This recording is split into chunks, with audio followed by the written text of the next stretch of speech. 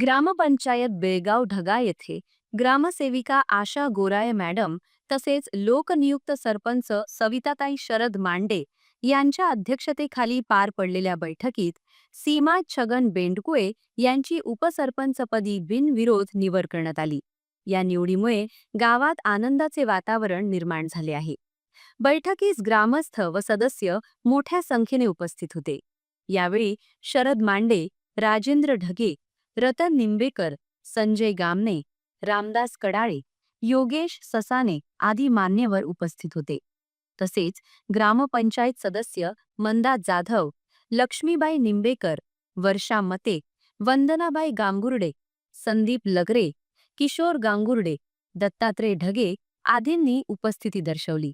सरपंच सविताताई मांडे यांनी नवनिर्वाचित उपसरपंच सीमा बेंडकुळे यांचे अभिनंदन करून पुढील कार्यकाळासाठी शुभेच्छा दिल्या.